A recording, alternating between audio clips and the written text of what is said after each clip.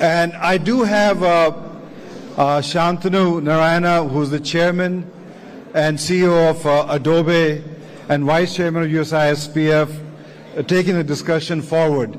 Can I request people in the back, just please pay some attention. Please, at least a courtesy to the minister, spend some time there. Thank you. Thank you so much. Are we on? Yeah. First, as Mukesh said, it's really a pleasure to be here. And thank you, John, and thank you, Mukesh, for your leadership with USISPF. I'm thrilled to be here with you, Lokesh. Let me first start off by saying, Meeri Kadocchinaru, Chala Dhanyavadu. So, I have to show a little bit of my Telugu because, as he knows, I also grew up in Hyderabad, and we have a lot in common, both in terms of spending time in Hyderabad as well as spending time in the Bay Area. I'll start off with a little bit of a story, and then maybe I'll get into the questions for him.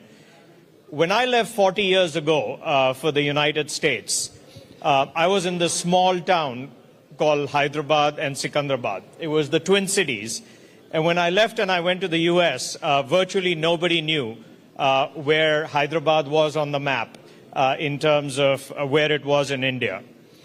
But it was the vision of Sri Naidu that by the time I came back a few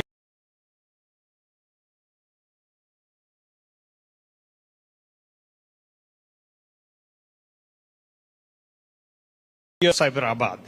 And I think that vision that was created to put Hyderabad on the map, what I've heard from you and what I see is a vision to even eclipse that with what you're doing in Andhra Pradesh, in Amravati.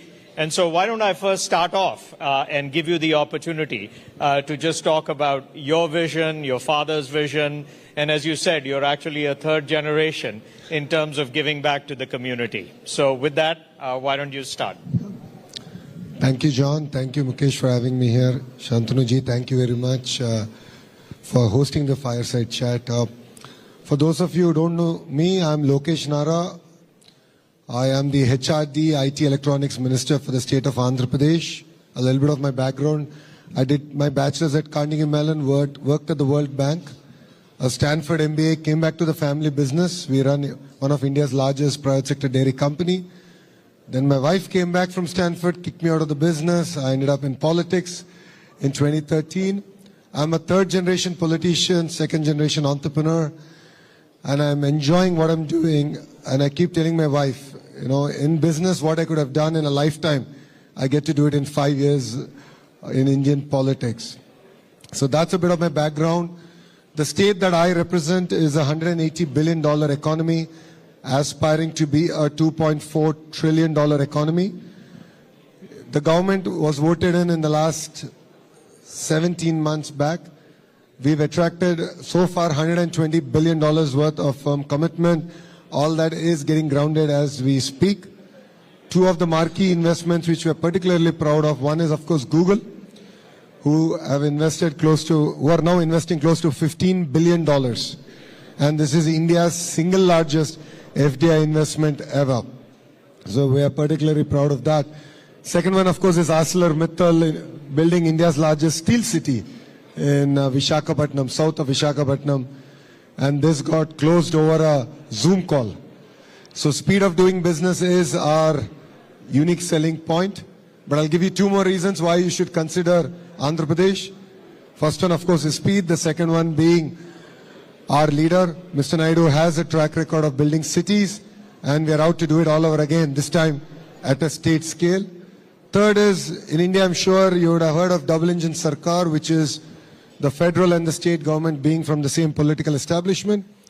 Yes, there are quite a few Double Engine Sarkar states, but there's only one Double Engine Bullet Train Sarkar, and that is in the state of Andhra Pradesh, under the leadership of Honorable Prime Minister. Under the leadership of the Honorable Prime Minister Shri Narendra Modi ji, Andhra Pradesh is spearheading all the reforms that Government of India wants us to deliver. All of you would have heard the term Namo. That's Narendra Modi. No, it's Naidu and Modi ji. So we have the Namo in Andhra Pradesh. So if you're not yet sold on investing in Andhra Pradesh, I think after the fireside chat, I look forward to catching up. Thank you very much.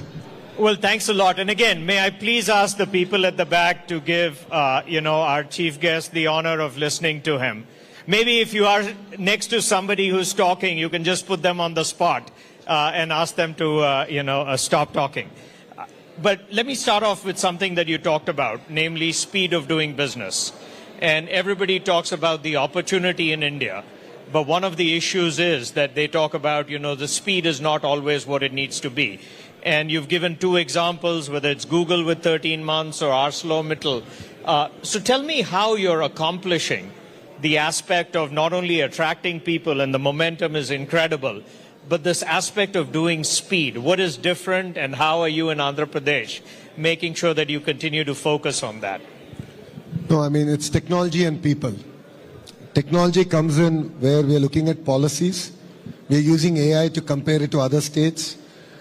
We are looking at coming up with best-in-class policy. The second part is, as a company, once you apply, we actually compare your application with other applications using AI and looking at how can we give best-in-class incentives and attract you to Andhra Pradesh. The second part, the other side of the coin is, people. Relationships matter.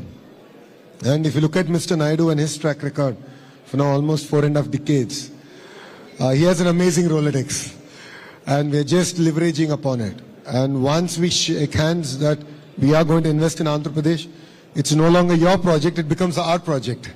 And I'm sure partners here who have already looked at Andhra Pradesh know it. We create a WhatsApp group. I'm sure Meta is happy with me mentioning WhatsApp here.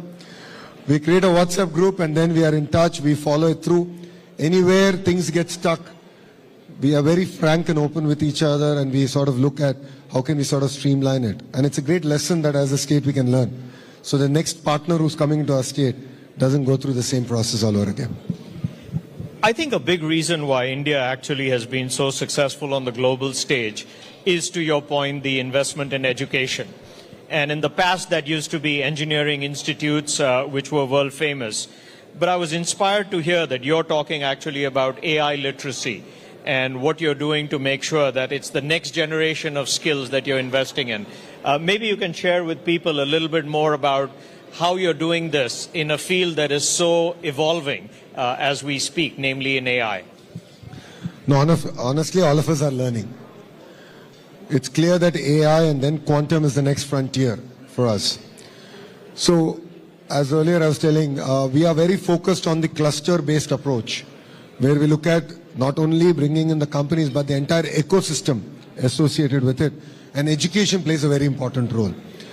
So we're using AI as a tool, of course, to impart education, but we're also working with the industry to revamp curriculum in all our colleges and universities. And I'm working hard, hopefully I'll be able to get it through, is to recreate the ISB model for the AI university. I believe that is going to lead, enable us to lead from the front. And I think you'll be pleasantly surprised that Mr. Naidu has been talking about skill census.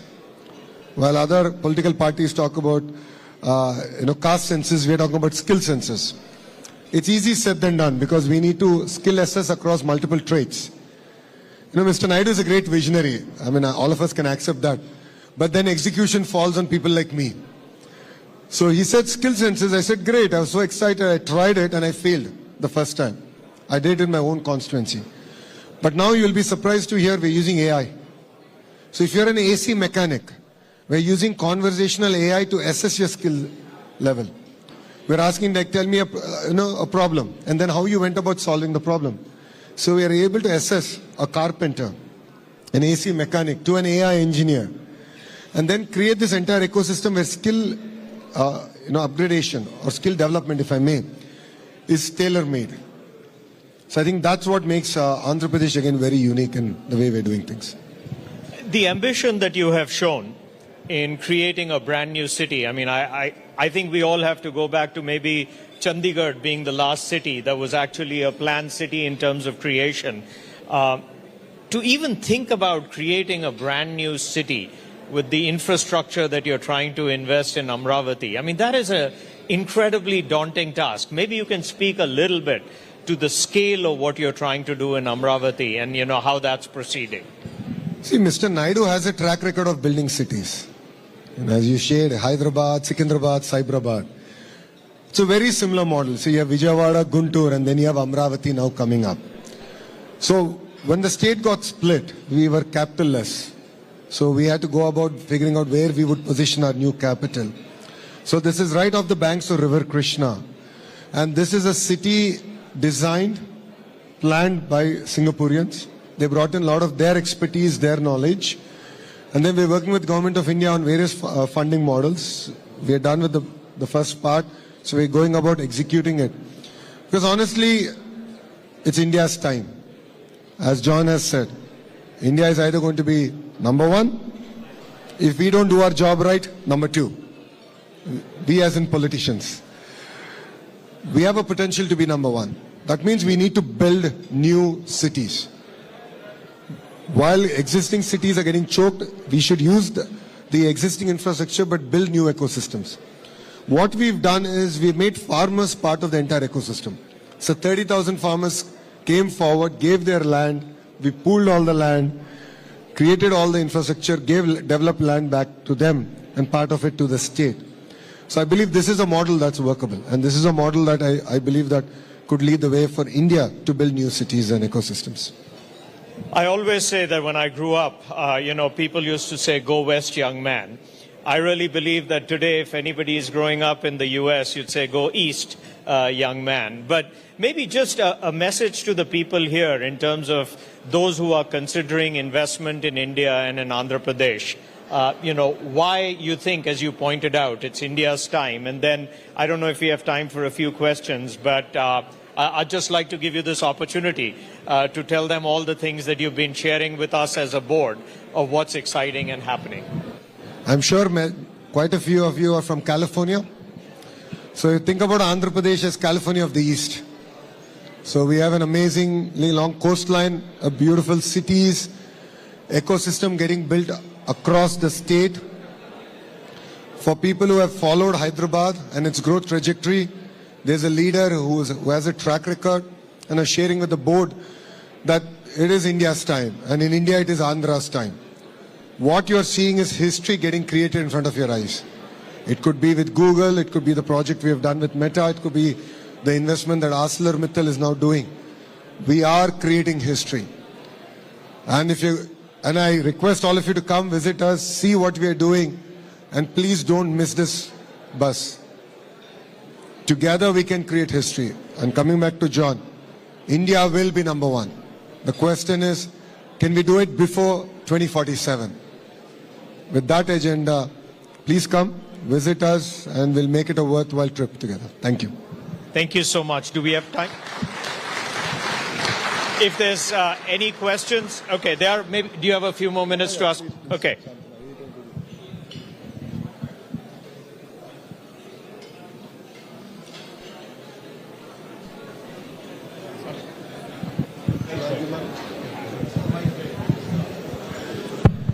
Thank you, sir. Hi, Arun Deep here from the Hindu newspaper. I'm just curious. A lot of states in their electronics and semiconductor manufacturing plans are talking about how much the diaspora coming back is helping them in terms of experts who are abroad.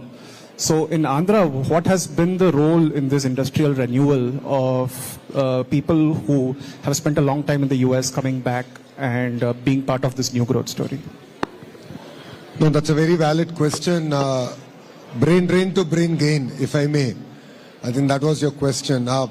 We are seeing a lot of interest for youngsters who spend a decade or less than a decade in the West looking forward to coming back.